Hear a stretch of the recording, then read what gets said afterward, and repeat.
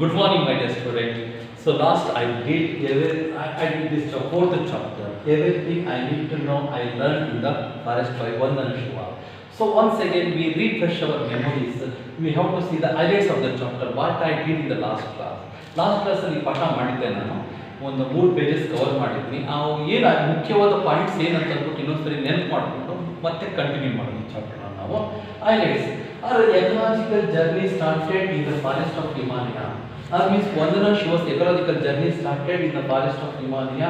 Her childhood experience shaped her interest in ecology because she spent her early childhood in Himalayan forest.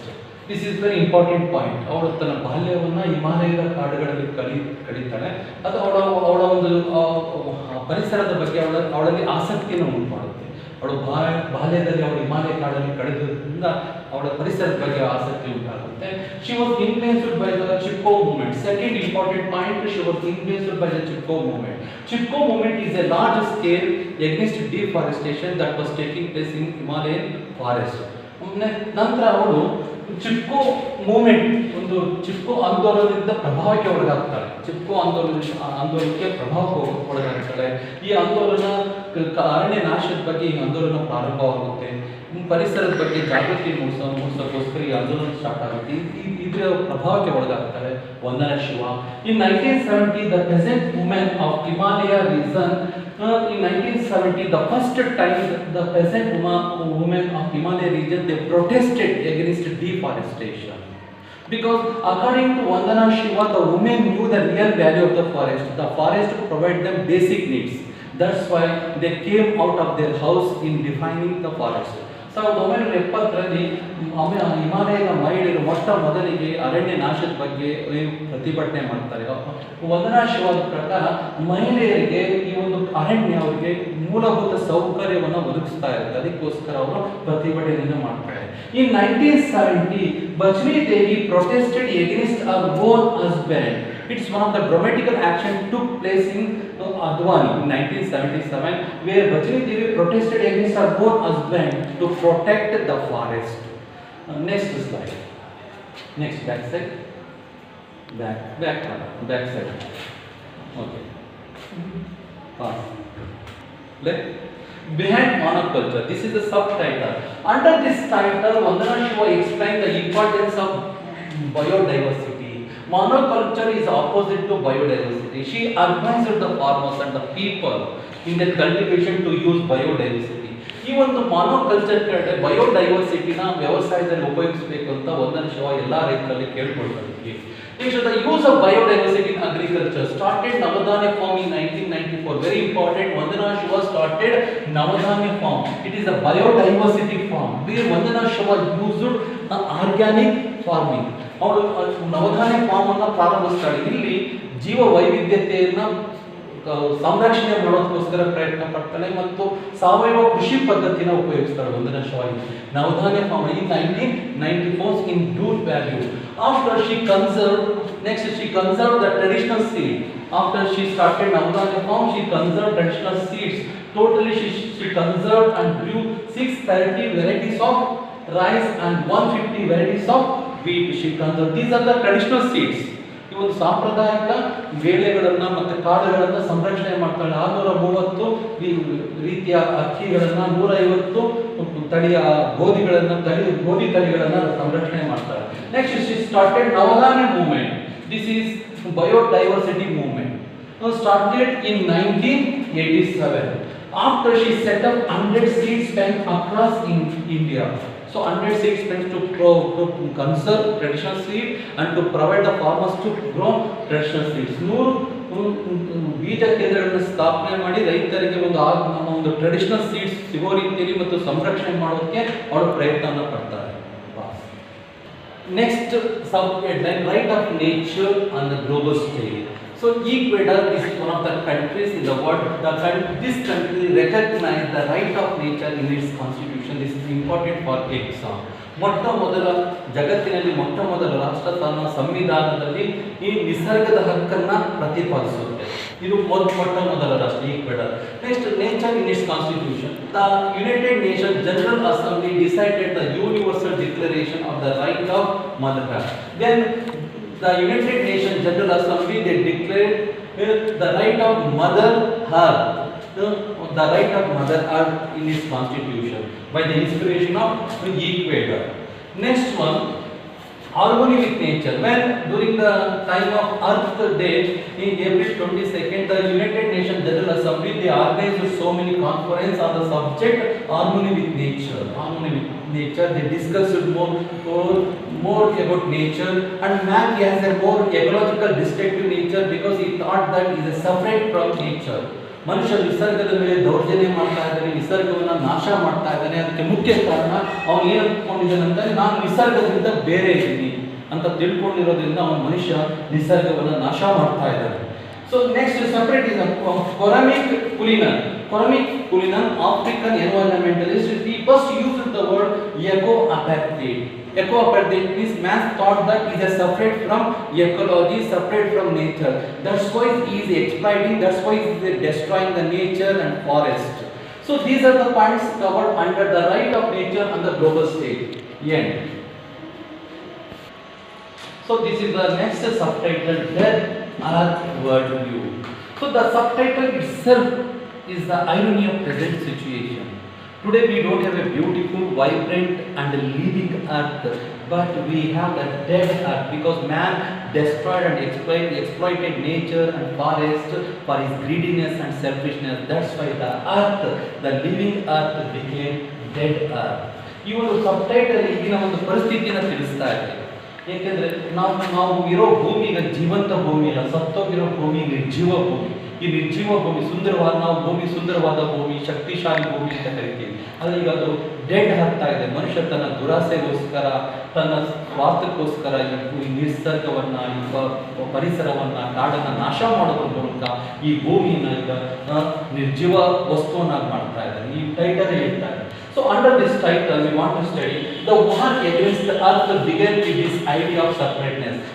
Today the man started war against the earth with this idea of separateness, because he thought that he is separate from nature. That's why he is destroying nature, that's why he is exploiting nature.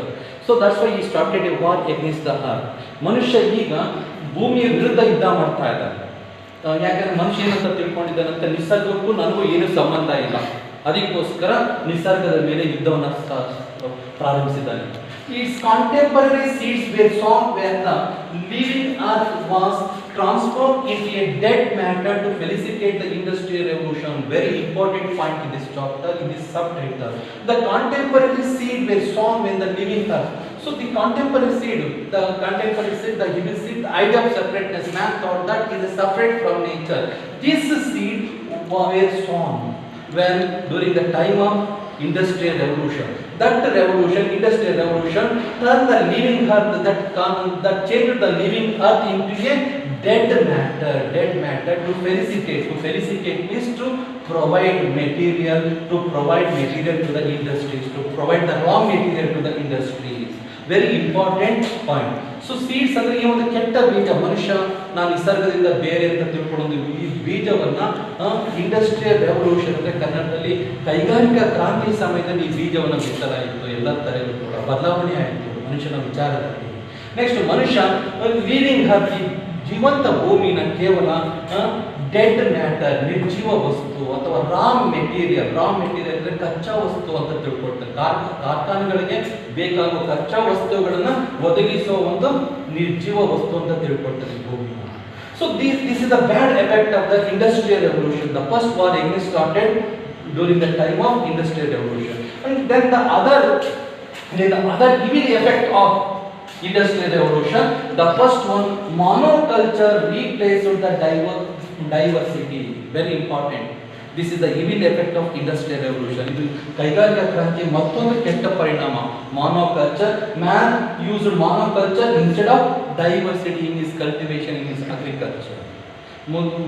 ಕೈಗಾರಿಕಾ ಕ್ರಾಂತಿಯ ಕೆಟ್ಟ ಪರಿಣಾಮ ಏನಂತಂದ್ರೆ, ಮನುಷ್ಯ ವಿಭಿನ್ನ ಬೆಳೆಗಳನ್ನು ಬೆಳೆಯೋ ಬದಲು ಕೇವಲ ಒಂದೇ ಬೆಳೆಯನ್ನು ಬೆಳೀತಾ ಹೋಗ್ತಾರೆ. For example, today in Athani, the most of the farmers they grow sugar cane, only one crop, because they want to provide the raw material to the sugar factories to get a, only they think economic point of view, not ecological point of view. ಇವತ್ತು ಅಥಣಿಯಲ್ಲಿ ಎಲ್ಲ ರೈತರು ಕೂಡ ಬೇರೆ ಬೇರೆ ಬೆಳೆಗಳನ್ನ ಬೆಳೆಯಲ್ಲ. Most of ಎಲ್ಲ ರೈತರು ಕೂಡ ಶುಗರ್ ಕೇನೆ ಬೆಳೀತಾರೆ. ಯಾಕಂದ್ರೆ ಅಥಣಿಯಲ್ಲಿರುವ ಶುಗರ್ ಫ್ಯಾಕ್ಟರಿಗೆ ತಮ್ಮ ಶುಗರ್ ಕಬ್ಬನ್ನ ಸಾಗಿಸಿ ದುಡ್ಡನ್ನು ಗಳಿಸೋದು ಅಷ್ಟೇ ಮುಖ್ಯ. They never think about the fertility of the soil, they never think about the next generation, ಮುಂದಿನ ತಲೆಮಾರಿನ ಬಗ್ಗೆ ಮತ್ತು ಮುಂದಿನ ತಲೆಮಾರಿ ಬಗ್ಗೆ ಮತ್ತು ಭೂಮಿಯ ಫಲವತ್ತತೆ ಬಗ್ಗೆ ಯೋಚನೆ ಮಾಡ್ತಾ ಇಲ್ಲ. So if the farmers grow A only monoculture, only one type of the crop, that would spoil the fertility. ಒಂದೇ ಬೆಳೆನ ಬೆಳೀತಾ ಹೋದ್ರೆ ಪ್ರತಿ ವರ್ಷನೂ ಕೂಡ ಅದು ಭೂಮಿಯ ಫಲವತ್ತತೆ ನಾಶ ಆಗುತ್ತೆ, ಭೂಮಿ ನಾಶ ಆಗೋಗ್ಬಿಡುತ್ತೆ. ಆದ್ರೆ ರೈತ ಇದ್ರ ಬಗ್ಗೆ ತಲೆ ಕೆಡಿಸ್ಕೊಳ್ತಾ ಇಲ್ಲ. only he thinks about economic point of view, economic development, ಆರ್ಥಿಕ ಅಭಿವೃದ್ಧಿ ಬಗ್ಗೆ ಅಷ್ಟೇ ವಿಚಾರ ಮಾಡ್ತಾ ಇದ್ದಾರೆ. he never talks about ecology, ನಿಸರ್ಗ ಪರಿಸರದ ಬಗ್ಗೆ ವಿಚಾರ ಮಾಡ್ತಾ ಇಲ್ಲ. this is the evil effect of industrial revolution. Monoculture replaced biodiversity. Next, raw materials and dead matters replaced a vibrant earth. Next, vibrant earth became just a raw material or a dead matter or raw materials and dead matters.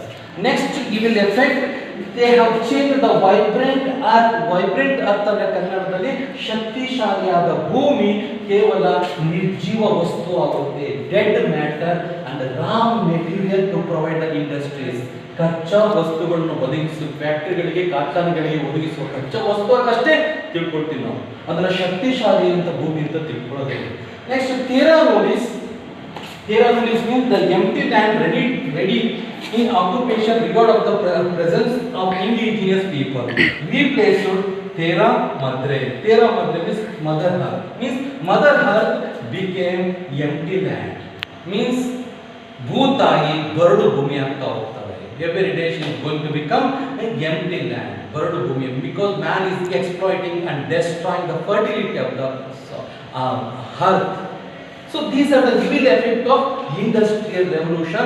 The earth is going to become the dead earth. ನಿರ್ಜೀವ ವಸ್ತು ಆಗ್ತಾ ಇದೆ. ಜೀವಂತ ಭೂಮಿ, ಸುಂದರವಾದ ಭೂಮಿ, ಶಕ್ತಿಶಾಲಿಯಾದ ಭೂಮಿ ನಿರ್ಜೀವ ಭೂಮಿಯಾಗಿ ಬದಲಾಗ್ತಾ ಇದೆ. Philosophy that the man is separate from nature. That philosophy goes back to the scientist Francis Bacon, who is the father of modern science, who is considered as the father of modern science. ಈ ಒಂದು ವಿಚಾರ, ಮನುಷ್ಯ ನಿಸರ್ಗದಿಂದ ಬೇರೆ ಅನ್ನೋ ವಿಚಾರ ಈ ವಿಜ್ಞಾನಿ ತನಕ ಹೋಗುತ್ತೆ. ಫ್ರಾನ್ಸಿಸ್ ಬೇಕಾನ್ ವಿಜ್ಞಾನಿ ವಿಚಾರ ತನಕ ಹೋಗುತ್ತೆ. ಇವನು ಫ್ರಾನ್ಸಿಸ್ ಬೇಕಾನ್ ಅನ್ನೋನು ಈ called the father of modern science, ಆಧುನಿಕ ವಿಜ್ಞಾನದ ಪಿತಾಮಹ ಅಂತ ಕರಿತೀವಿ. ಸೊ ಈ said that science and invention that the result do not merely exert the gentle guidance over natural forces, they have the power to conquer and subdue and to shake earth to earth foundation. He said that the science and the scientific invention, they don't only give guidance over the nature's courses, but they have the power to control, they have the power to use, they have the power to subdue means to use her, they have the power to control her, they have the power to shake her. So this is the ability of the science. So according to Francis Bacon ಏನು ಹೇಳ್ತಾನೆ ಅಂತಂದ್ರೆ, ವಿಜ್ಞಾನ ಮತ್ತು ವಿಜ್ಞಾನದ ಸಂಶೋಧನೆಗಳು ಕೇವಲ ನಿಸರ್ಗದ ಬಗ್ಗೆ ಜೆಂಟಲ್ ಗೈಡೆನ್ಸ್, ಮಾಹಿತಿನ ಅಷ್ಟೇ ಕೊಡೋದಿಲ್ಲ. ಈ ವಿಜ್ಞಾನ ಮತ್ತು ವಿಜ್ಞಾನದ ಸಂಶೋಧನೆಗಳು ನಿಸರ್ಗ ಪರಿಸರವನ್ನ ಪವರ್ ಟು ಕನ್ಕ್ವೈರ್, ತಮ್ಮ ಹತೋಟಿಗೆ ಇಟ್ಕೊಳ್ತವೆ ಮತ್ತು ಉಪಯೋಗಿಸೋ ಯಾವ ರೀತಿ ನಿಸರ್ಗ ಪರಿಸರವನ್ನ ತನ್ನ ಮನುಷ್ಯನ ಉದ್ಧಾರಕ್ಕೋಸ್ಕರ ಯೂಸ್ ಮಾಡಬೇಕು. ಮತ್ತೆ ಶೇಖರ್ ಅವಳನ್ನ ಅಲ್ಲಾಡಿಸ್ತವೆ. ಮತ್ತೆ ಈ consider the nature and the environment is only the service of man, ಮನುಷ್ಯನ ಉಪಯೋಗ ಮಾತ್ರನೇ ಇರೋದು ಅಂತ ವಿಚಾರ ಮಾಡ್ತಾನೆ Francis beacon. Next, as a philosopher and historian, Caroline Marchand points out this shift of perspective from nature as a living and nurturing mother to inherent dead and manipulated matter was well suited to the activities that would lead to the capitalism. So according to her, philosopher and historian Caroline Marchand, according to her, if you consider nature, nurturing mother, nature as a dead and a manipulated matter or a dead earth, only raw material that could lead to the capitalism. ನಾವು ನಿಸರ್ಗ ಪ್ರಕೃತಿನ ಕೇವಲ ಒಂದು ನಿರ್ಜೀವ ವಸ್ತು, ಕಚ್ಚಾ ವಸ್ತು ಅಂತ ತಿಳ್ಕೊಂಡ್ರೆ ಆ ವಿಚಾರದಿಂದ ನಾವು ಬಂಡವಾಳಶಾಹಿತ್ವ ಉಂಟಾಗುತ್ತೆ. ಕ್ಯಾಪಿಟಲಿಸಮ್ ಅಂದ್ರೆ ಬಂಡವಾಳಶಾಹಿತ್ವ. Means it means the richer people are going to become more rich, the poor people are going to become more poor. This is the intention of capitalism. ಬಂಡವಾಳಶಾಹಿಯ ಒಂದು ಉದ್ದೇಶ ಅಂದ್ರೆ ಶ್ರೀಮಂತರು ಶ್ರೀಮಂತರಾಗ್ತಾ ಹೋಗ್ತಾ ಇರ್ತಾರೆ, ಬಡವರು ಬಡವರಾಗ್ತಾ ಹೋಗ್ತಿರ್ತಾರೆ. ನಾವು if we give importance to the opinion of Francis ಬೇಕನ್ ಅಭಿಪ್ರಾಯವನ್ನು ನಾವು ತಿಳ್ಕೊಂಡು if we consider it. Next, the domination images created by Bacon and other leaders of the scientific revolution replaced those of the nurturing method. So according to the opinion of Francis Bacon and other scientists, they have changed nurturing earth into a dead matter. ಅವರ ಅಭಿಪ್ರಾಯವನ್ನು ನಾವು consider ಮಾಡಿದ್ರೆ, ಅವರ ಅಭಿಪ್ರಾಯವನ್ನು ನಾವು ಅನುಸರಿಸಿದ್ರೆ, ಈ ಒಂದು nurturing earth ಪೋಷಣೆ ಮಾಡುವ ಈ ಭೂಮಿ, ಜೀವಂತ ಭೂಮಿ, ಸುಂದರವಾದ ಭೂಮಿ ನಿರ್ಜೀವ ವಸ್ತು ಆಗುತ್ತೆ. And they remove the cultural constraint on the exploitation of nature. Remove the cultural constraint. Cultural constraint means there is a cultural relationship between man and the nature. See, in some of the religions in the world, they worship the nature, they worship the forest. ಜಗತ್ತಿನ ಕೆಲವು ಧರ್ಮದಲ್ಲಿ ನಿಸರ್ಗ, ಪ್ರಕೃತಿ, ಕಾಡನ್ನ ಕೆಲವು ಧರ್ಮದವರು ಆರಾಧನೆ ಮಾಡ್ತಾರೆ. ಅಂತ ಒಂದು ಕಲ್ಚರಲ್ ಕನ್ಸ್ಟ್ರೈಂಟ್, ಅಂತ ಒಂದು ಸಾಂಸ್ಕೃತಿಕ ಸಂಬಂಧವನ್ನು ಅವರು ಬಳಸ್ತಾ ಇದ್ದಾರೆ. ಅಂಡ್ ಅಲೋಡ್ ಎಕ್ಸ್ಪೈಟ್ ನೇಚರ್, ನಿಸರ್ಗವನ್ನು ಶೋಷಣೆ ಮಾಡೋಕ್ಕೆ ಅವಕಾಶ ಮಾಡಿಕೊಡ್ತಾ ಇದ್ದಾರೆ ಯಾರು? Francis beacon and other scientist. One does not readily say mother dig into her entrail for a gold, mutilated her body. Merchant wrote, finally Merchant, she wrote that no one in this world slay his own mother. In jagatನಲ್ಲಿ ಯಾರು ಕೂಡ no one ready to slay his own mother. ಜಗತ್ತಿನಲ್ಲಿ ಯಾರು ಕೂಡ ಸ್ವಂತ ತಾಯಿನ ಸಾಯಿಸೋದೇ ಇಲ್ಲ. And dig into her entrail for gold. Dig into her entrail means intestine. ತಾಯಿಯ ಕರಡನ್ನ ಯಾರು ಕೂಡ ಬಗೆಯೋದಿಲ್ಲ. ಬಂಗಾರ ಸಿಗುತ್ತೆ ಅಂದ್ಬಿಟ್ಟು ತಾಯಿ ಹೊಟ್ಟೆಗೆ ಯಾರು ಕೂಡ ಈ ಜಗತ್ತಿನಲ್ಲಿ ಯಾರು ಕೂಡ ಬಗೆಯೋದಿಲ್ಲ. And mutilated our body, to cut in pieces our body, ಯಾರು ಕೂಡ ತಾಯಿಯ ಕಾಲು ಕೈಯನ್ನು ಕಟ್ ಮಾಡೋದೇ ಇಲ್ಲ. Means she is here considering earth as our mother. ಇಲ್ಲಿ ಏನಂತಂದ್ರೆ ಅವಳು ಈ ಭೂಮಿನ ನಮ್ಮ ತಾಯಿ ಇದ್ದಂಗೆ ಅಂತ ಇದ್ದಾರೆ, ತಾಯಿ ಇದ್ದಂಗೆ. So we never slay our own mother. ನಮ್ಮ ತಾಯಿನ ಯಾವತ್ತೂ ಕೂಡ ನಾವು ಕೊಲೆ ಮಾಡೋದೇ ಇಲ್ಲ. So because she consider earth is our mother. Because she gives birth to child, but this earth nurture the child until its death. ಅಲ್ಲ, ಈ ಭೂಮಿ ಆ ಮಗು ಬದುಕಿರೋ ತನಕ ಆ ಮಗುನ ಪೋಷಣೆ ಮಾಡ್ತಾ ಹೋಗುತ್ತೆ. Because the earth provides the basic instinct what the child needs. You know very well the basic instincts. ಬಹಳ ಮೂಲಭೂತ ಅವಶ್ಯಕವಾಗಿ ಒಂದು ಮಗುಗೆ ಏನು ಬೇಕು ಅಂದರೆ ಆಕ್ಸಿಜನ್ ಬೇಕು. The earth and the nature ecology that provide oxygen. Next the food, next the water. These things the earth is providing until it survive on this earth. ಆ ಮಗು ಈ ಭೂಮಿಗೆ ಬದುಕಿರೋ ತನಕ ಮಗುಗೆ ಆಕ್ಸಿಜನ್ ಕೊಡುತ್ತೆ, ಆಮ್ಲಜನಕ ಕೊಡುತ್ತೆ, ನೀರು ಕೊಡುತ್ತೆ, ಊಟ ಕೊಡುತ್ತೆ. No other factories are providing these things. ಯಾವುದೇ ಜಗತ್ತಲ್ಲಿ ಯಾವ ಫ್ಯಾಕ್ಟರಿ ಕೂಡ ಇದನ್ನು ಒದಗಿಸೋದಿಲ್ಲ.